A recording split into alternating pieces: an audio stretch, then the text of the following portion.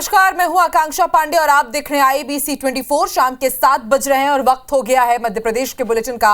मध्य प्रदेश में आज क्या हुआ का मध्य प्रदेश में आज क्या हुआ, पूरा अपडेट आपको मिलेगा मध्य प्रदेश के इस बुलेटिन में। जुर्म पर लगाम कब लगेगी, इसके लिए सवाल तो हर कोई उठाता है, लेकिन क्या हम खुद अपने घर में इसके लिए कुछ करते हैं? क्या हम अपने बच्चों को सही सीख दे रहे हैं? अगर नहीं तो इंदौर में रहने वाले सावधान हो जाएं, क्योंकि अगर किसी नाबालिग ने कोई अपराध किया है तो अब उनके परिजनों पर पुलिस शिकंजा कसेगी। इंदौर में वारदातों में नाबालिगों के शामिल होने को लेकर पुलिस ने सख्ती शुरू कर दी। पुलिस ने एक अनूठे अभियान की शुरुआत की है। पुलिस ने ऐसे अपराधियों को चिन्हित करना शुरू कर दिया है जो नाबालिग हैं और लगातार वारदात को अंजाम दे रहे हैं। ऐसे नाबालिग के माता पिता पर अब पुलिस सख्ती दिखाएगी। इसके पीछे पुलिस का मकसद है कि घर में ही नाबालिग को अपराध से दूर रहने के लिए हिदायत मिलती रहे। प्राय देखने में आ रहा है कि 14 से 18 साल के नाबालिग कुछ गंभीर वारदातों को अंजाम दे देते हैं। इसमें हम ये प्रयास कर रहे हैं कि नाबालिग पे जो कार्रवाई होगी जो विधि विरुद्ध बालिग है उसके खिलाफ जो कोर्ट से कार्रवाई होगी, परंतु उनके माता पिता, उनके बड़े भाई, उनके समाजजन को भी इसमें जिम्मेदारी दी जा रही है। इस क्षेत्र में आगे बढ़ रहे हैं ताकि एक जिम्मेदारी निर्धारित की जा सके। इसके लिए पिछली कुछ वारदात में पुलिस ने नाबालिग आरोपियों के माता पिता पर कार्रवाई भी की है। वहीं बाणगंगा थाना क्षेत्र में नाबालिग के द्वारा की गई वारदात में पुलिस ने उनके माता पिता से बॉन्ड भरवाया है। उम्मीद है कि ऐसे में अपराध में कमी आएगी। पड़ोसियों की लड़ाई कब हिंदू मुस्लिम में तब्दील हो जाती है आजकल पता ही नहीं लगता। शाहजहांपुर में देर रात हिंदू संगठन ने जमकर बवाल काटा।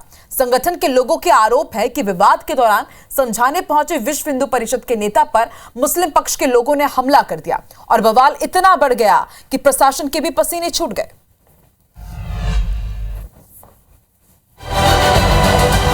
शाहजहांपुर में गुरुवार रात जमकर बवाल हुआ, जहां VHP के राजेश यादव पर हमला करने की सूचना मिलते ही हिंदू संगठन ने बाजार बंद करा दिया।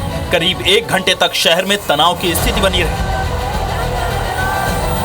2 परिवार में विवाद था और उसी मामले में जो विवाद करने वाले लोग थे उनके खिलाफ आवश्यक वैधानिक कार्रवाई करते हुए पुलिस ने तत्काल कार्रवाई की और उनको हिरासत में लेके अग्रिम कार्रवाई की गई है। जानकारी के मुताबिक मनिहारवाड़ी क्षेत्र में रह रहे हिंदू परिवार और मुस्लिम परिवार के बीच विवाद था, जिसकी शिकायत SP से की जा चुकी थी। दोबारा विवाद हुआ तो राजेश यादव ने पहुंचकर समझाने की कोशिश की। आरोप है कि इस दौरान उन पर हमला हुआ। उन महिलाओं ने पुलिस की मौजूदगी में मेरे ऊपर भी ईंट से पत्थरों से हमला कर दिया। ये पुलिस गवाह, वहाँ पर 5 लोग और 25 लोग गवाह थे। नारेबाजी के साथ शहर में चक्का जाम किया गया।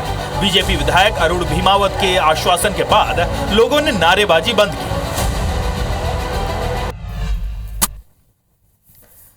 साइबर फ्रॉड एक ऐसा तरीका जिसमें कोई भी कभी भी फंस सकता है, फिर चाहे वो कितना भी चालाक क्यों ना हो। अगर लालच या फिर सावधानी नहीं बरती तो अगला नंबर आपका भी हो सकता है। आखिर मंदसौर में कैसे फैला साइबर फ्रॉड का ये जाल, इस रिपोर्ट से समझिए।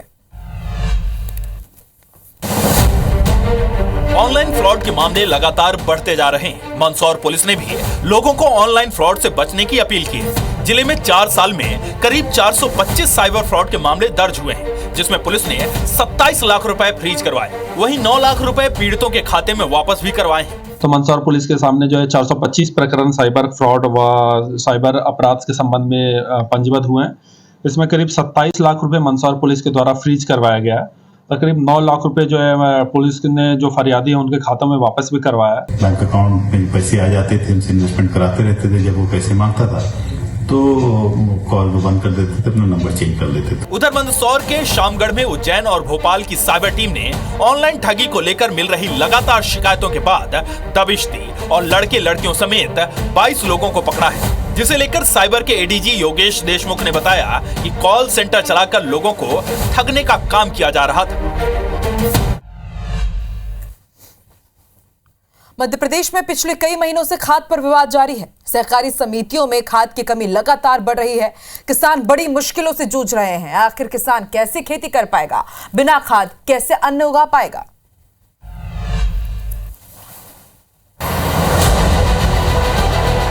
दतिया की सभी 84 सहकारी समितियों पर DAP खाद नहीं भेजे जाने से किसानों के सामने रबी की बोनी के लिए खाद का संकट छाया हुआ है। वक्त पर खाद नहीं मिलने से किसान दलहनी और तिलहनी फसलों की बोवनी नहीं कर पाए। अब गेहूं की बोवनी का संकट भी छाया हुआ है। किसानों को खाद ही नहीं मिल रहा है। अभी सोसाइटी पे इंतजार कर रहे हैं, खाद आ जाए तो बोवनी को पलेवा शुरू करें। जब तक नहीं आओ खाद तो कहाँ से पलेवा करें। सेक्रेटरी 1 महीना से कह रहे आज आ रहा हो कल आ रहा हो, खेत बुवाई को डरी, किसान पे दाम अब है नहीं है। बड़ौनी से लेकर आए 1300 रुपया की बोरी पड़ी है। जो किसान सहकारी समितियों के सदस्य हैं, उन्हें समिति द्वारा खाद नहीं मिलने पर दोहरी मार झेलनी पड़ रही है। किसान सहकारी समितियों का ऋण पहले ही जमा कर चुके हैं कि उन्हें समिति से अच्छा और उचित रेट पर खाद उपलब्ध हो। अब समितियों पर खाद उपलब्ध नहीं होने से किसानों को प्राइवेट दुकानों से महंगा और नकली खाद खरीदना पड़ रहा है।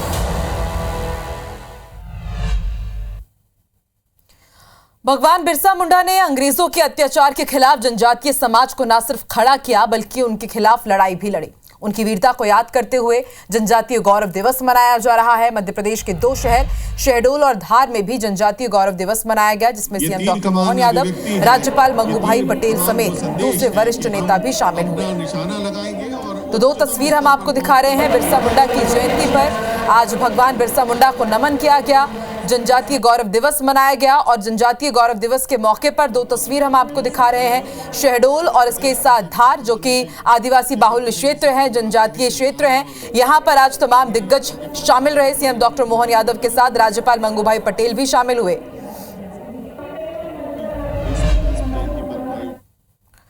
तो मध्य प्रदेश में जब भी आदिवासी शब्द आता है, सियासी दलों के कान खड़े हो जाते हैं।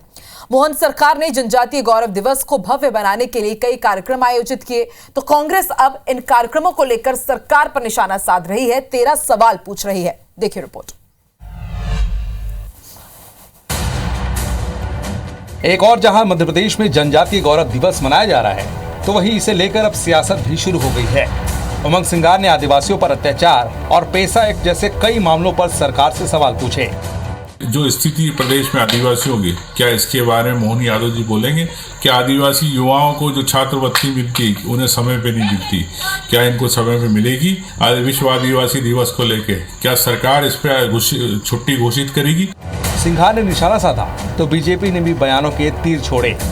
आजादी के बाद के लगभग 57 सालों तक राज्यों में और केंद्र में कांग्रेस की सरकारें हुआ करती थी। जनजातीय क्षेत्र के लिए एक भी कार्य वो बता दें ऐसा जिससे जनजातीय बंधुओं और बहनों का सर गर्व से ऊपर उठे।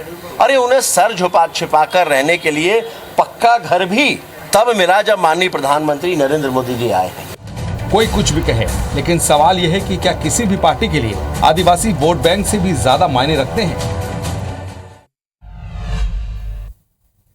तो जनजातीय गौरव दिवस पर बड़ी सियासी बहस छिड़ी हुई है और आज इसी मुद्दे पर रात 8:30 बजे face to face Madhya Pradesh जरूर देखिए, जिसमें हम समझेंगे कि क्या आदिवासियों के नाम पर सिर्फ पॉलिटिक्स हो रही है, क्या सबका एजेंडा फिक्स है। Face to face Madhya Pradesh देखना ना भूलें मेरे साथ। आगे बढ़ते हैं। बागेश्वर धाम सरकार ने फिर अपने बयानों से सुर्खियां बटोरी है और इस बार तो कुंभ से लेकर आबादी तक उन्होंने तीखे बयान दिए, जिस पर घमासान मचा हुआ है। देखिए बागेश्वर धाम सरकार के पीठाधीश्वर पंडित धीरेन्द्र कृष्ण शास्त्री के तीखे तेवर। आप इतने ही उदारवादी गंगा जमुनी गोमक का मदीना में हमारी दुकान लगवा दो, हम भी गरीब ही हैं भैया। कथावाचक पंडित धीरेन्द्र शास्त्री जब भी कोई बयान देते हैं, उन बयानों पर बवाल जरूर होता है। और एक बार फिर पंडित धीरेन्द्र शास्त्री ने कुंभ मेले में दूसरे धर्मों के लोगों की एंट्री पर अपना पक्ष रखा। आप इतने ही उदारवादी गंगा जमुनी गोमक का मदीना में हमारी दुकान लगवा दो, हम भी गरीब ही हैं भैया। आप इतने भारत में हिंदू गरीब हैं, आपकी मजारों के सामने हम लोगों की दुकानें नहीं लगती, तो मेरे अंगने में तुम्हारा क्या काम है? न सिर्फ कुंभ बल्कि उन्होंने हिंदुओं की घटती आबादी पर भी चिंता जताई। जिन्हें राष्ट्रगान गाने से दिक्कत है, जिन्हें गजवाई हिंद चाहिए, वो लोग अपनी संख्या बढ़ा रहे हैं, बच्चे भी ज्यादा पैदा कर रहे हैं और विदेशों में उनके रहने वाले इष्ट मित्र बांग्लादेश, अगल बगल रोहिंग्या, उनको बुला बुला करके भारतीय नागरिक बना करके वोट बैंक को बढ़ाकर अपनी सत्ता जमाना चाहते हैं। और अब आपको जुए से जुड़ी हुई 2 तस्वीर भी दिखाते हैं। पहली तस्वीर खजुराहो की, आप जरा देखिएगा। यहां पर नौगांव एसडीओपी ने खजुराहो के सारांश होटल में छापेमार कार्रवाई की, 18 जुआरियों को गिरफ्तार किया है और 20 लाख का जुआ पकड़ा है। दूसरी तस्वीर आप हटा के देखिए, यहां पर खुलेआम जुआ खिलाया जा रहा है। वीडियो वायरल है। खुड़खुड़ा खेल का फड़ यहां पर खेला जा रहा है। दरअसल यहां पर हार जीत का दांव लगाते हुए काफी लोग नजर आ रहे हैं। दूल्हादेव बाबा के यहाँ ये मेला लगता है। यहां पर जुआरियों को भरपूर मनोरंजन का मौका मिलता है। मेले में जगह जगह खुड़खुड़ा खेल के फड़ संचालित किए जाते हैं और सैकड़ों लोग हार जीत का दांव लगाते हैं।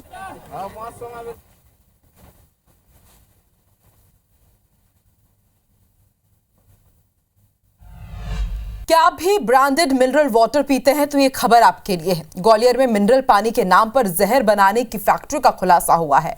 तो कैसे नामी कंपनी के नाम पर धड़ल्ले से चल रही थी नकली कंपनी, देखिए ये रिपोर्ट।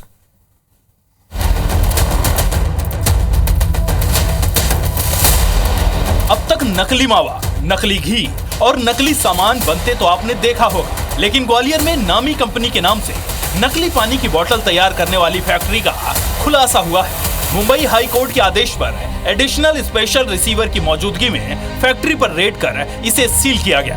मौके से खाली भरी बोतल समेत 1 करोड़ से ज्यादा कीमत की मैन्युफैक्चरिंग यूनिट को बंद कराया गया। 3 से 4 हजार बॉटल्स हैं जिनकी कीमत बाजारू मूल्य इनका करीब 3 से 4 लाख रुपए रहेगा। यहाँ जो मैन्युफैक्चरिंग यूनिट पूरी लगी है इसका बाजारू मूल्य आज के वक्त में 1 करोड़ रुपए। जुलाई में नदीम खान नाम के एक शख्स की इस पानी को पीने से तबीयत बिगड़ गई थी।